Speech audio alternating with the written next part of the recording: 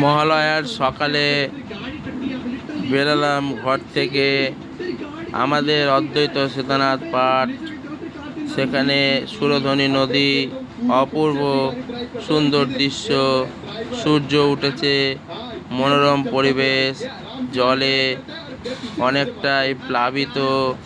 সেখানে মাছেরা মাছ ধরছে, কেউ হাঁড়ি নিয়ে সেখানে ছোট ছোট জাল নিয়ে মাছ ধরছে। কিছু মানুষ যারা এইভাবেই কিন্তু মেতে থাকে।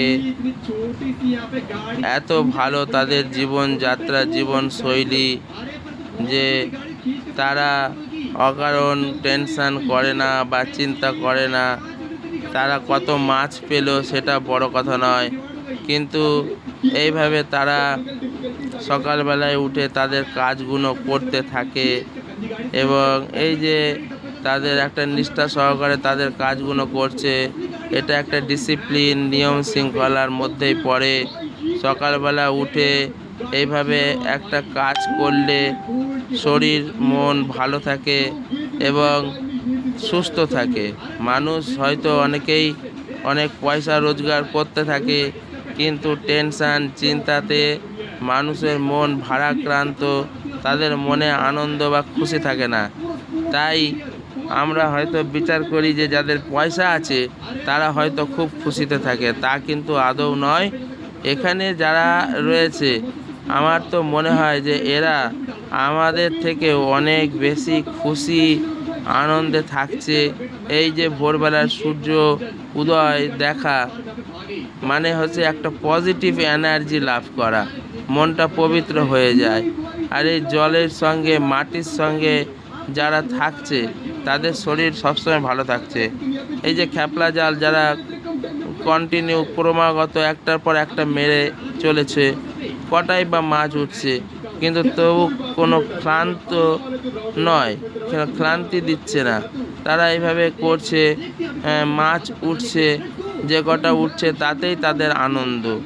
তো এই যে স্বল্প আমাদের যারা এখানে কাজ করছে তাদের যে একটা ছোট্ট চাহিদা, স্বল্প চাহিদা, এই স্বল্প চাহিদার মধ্যে তারা সন্তুষ্ট।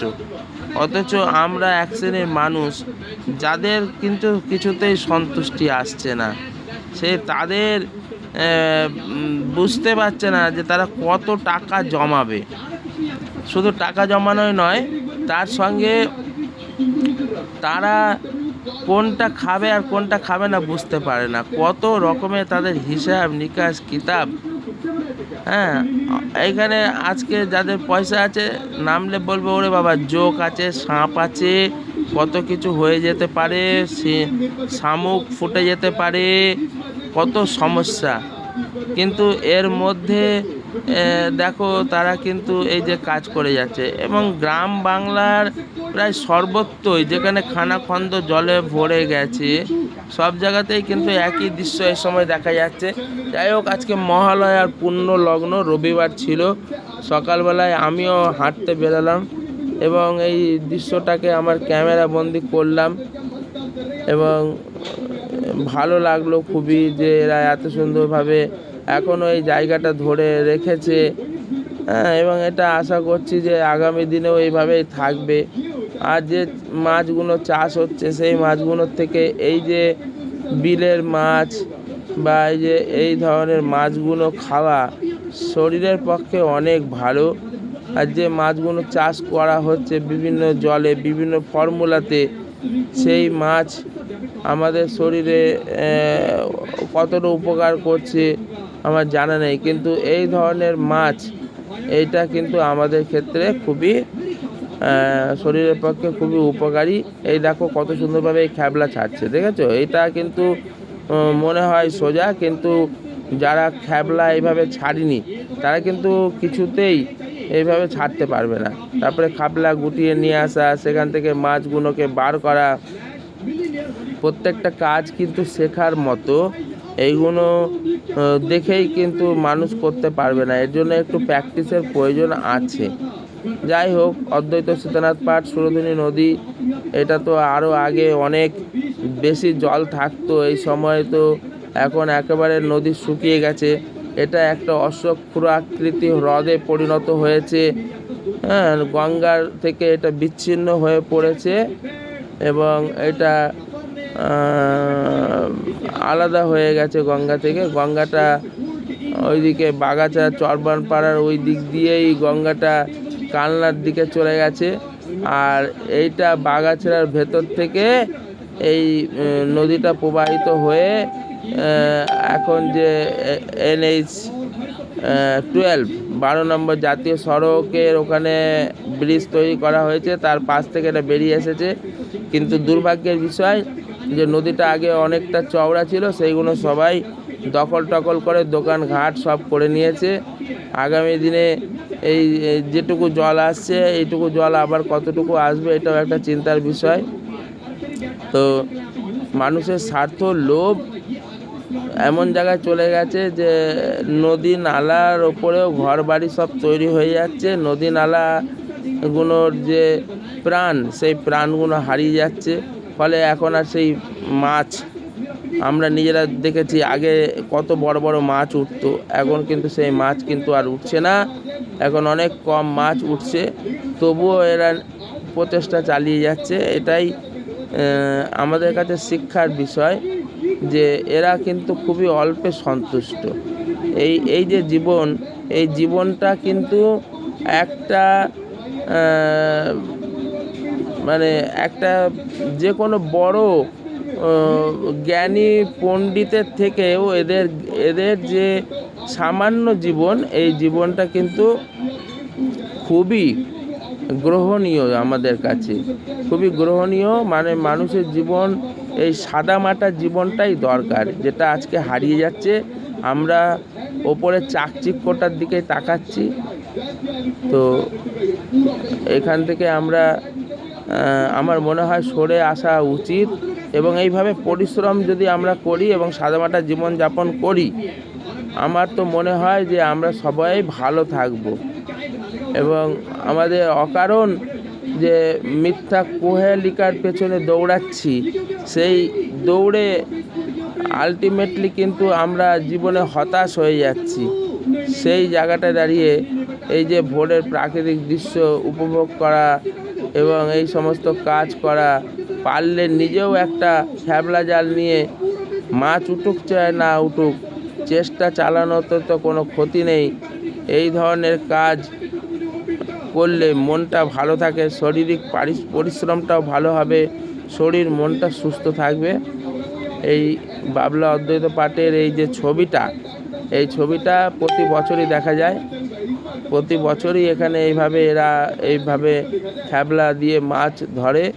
এবং শুধু অদ্বৈত পাঠ বলে নয়, আমি বলেছি যে আমাদের পশ্চিমবঙ্গ, বাংলা, আমাদের ভারতের যেখানে যেখানে নদী নালা আছে সমস্ত জায়গাতেই এইভাবে সাধারণ মানুষ যাদের মানে একটু এই মাছ ধরার প্রতি ভালোবাসা আছে, তারা কিন্তু ঘরে থাকতে পারে না, তারা বেরিয়ে আসে এবং ভাবে তারা মাছ ধরে সংগ্রহ করে। আমাদের সময়ে আমরা আমাদের বিভিন্ন রকমের গল্প উপন্যাসেও পড়েছি যে যারা এইভাবে মাছ ধরে, তারা ছিপ দিয়ে যারা মাছ ধরছে, তারা একটা ছিপ নিয়ে যেরকম বসে আছে জলের মধ্যে, অনেকক্ষণ ধরে জলের মধ্যে বসেই থাকে, কিন্তু হয়তো অনেকক্ষণ পরেও তারা একটা মাছ পায় না, কিন্তু তাতে তারা অখুশি হয় না। তাদের ওই ছিপ ফেলে মাছ ধরার মধ্যে আনন্দ। এখানেও এরকম অনেক মানুষ আছে এই যে বসে আছে, এটাই তাদের আনন্দ। কিন্তু আমাদের এই ব্যস্ততার মধ্যে আমাদের এইসব দেখারও সময় নেই, এরকম বসে থাকারও সময় নেই। আমরা যেন একটা বিশাল কৃত্রিম অবস্থার মধ্যে দিয়ে যাচ্ছি, এবং যেটা ভয়ঙ্কর পরিণতি হয়ে যাচ্ছে যে আমরা মানসিকভাবে সব অসুস্থ হয়ে পড়ছি। মানসিকভাবে এতটাই অসুস্থ যে শুধুমাত্র নিজের কথাটাই চিন্তা করছি, অন্য মানুষের কথা তো চিন্তা করছিই না।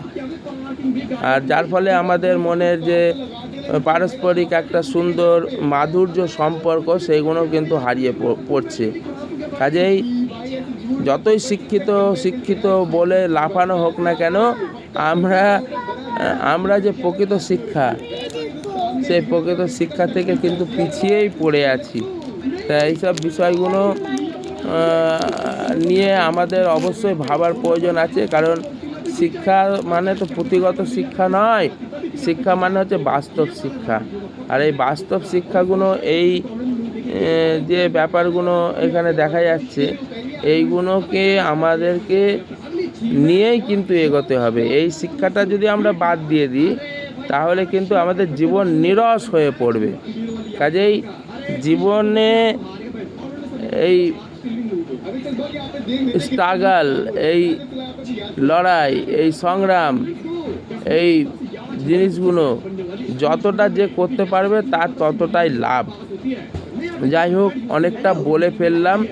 এই ধরনের চিত্র, ভিডিও, এই যে একটা বয়স্ক লোক দেখো তো, এর বয়স কত, অনেক বয়স। এর বয়স হচ্ছে না হলেও 90-এর কাছাকাছি বয়স। হ্যাঁ, এখনও দেখো এই যে এসে বসে আছে। হ্যাঁ, তা ইনি কিন্তু এমনিভাবে বসে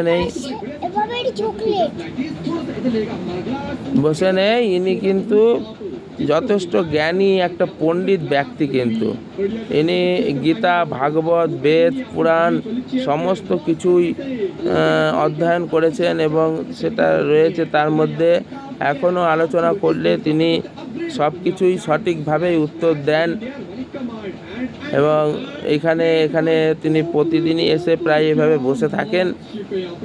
আর ভগবানের কাছে প্রার্থনা করছি যে তিনি এভাবেই আমাদের মধ্যে অনেক দিন আরও থাকুন এবং ভালো থাকুন, সুস্থ থাকুন, এইটাই চাই। এবং এদের কাছেও আমাদের শিক্ষার বিষয় হচ্ছে এরা এই জীবনকে সহজ সরলভাবে মেনে নিয়েছেন এবং সাদামাটা জীবন পরিচালনা করেছেন এবং সাদামাটাভাবে বেঁচেছেন বলেই কিন্তু আজকে জীবনের সব কিছুকে তারা এনজয় করেছে। ছেলে পেলে সব বড় হয়ে গেছে, তারাও ভালো ভালো জায়গায় সব রয়েছে। এবং তারা আর মনে কোনো খেদ বা দুঃখ কষ্ট কিন্তু নেই। এখনও তারা যথেষ্ট শক্ত সামর্থ্য রয়েছে, জীবনে তারা সব কিছু পেয়েছে। কাজেই আগের জীবন আমাদের কাছে একটা গ্রহণীয় ব্যাপার ছিল। এখন আমরা যতই টেকনোলজিতে উন্নত হয়ে যাই না কেন, এই টেকনোলজি, এই বিজ্ঞান, আমি তো মনে করি আমাদেরকে পিছিয়ে দিচ্ছে। এই বিজ্ঞান আমাদের, হয়তো তর্কে আমি পারবো না, কিন্তু এই বিজ্ঞান পিছিয়ে দিচ্ছে। এই দেখো গরুর পরিচর্যা করছে, এই দেখো শরীরের এই অবস্থা, কিন্তু ইনি যা কাজ করতে পারবেন অন্যরা কিন্তু করতে পারবে না। অনেক সুন্দরী, রূপসী, জেল্লা দেওয়া, টোন দিয়ে সব শরীর মেকআপ করা যারা আছে, তারা এইভাবে কাজ করতে পারবে না। যাই হোক।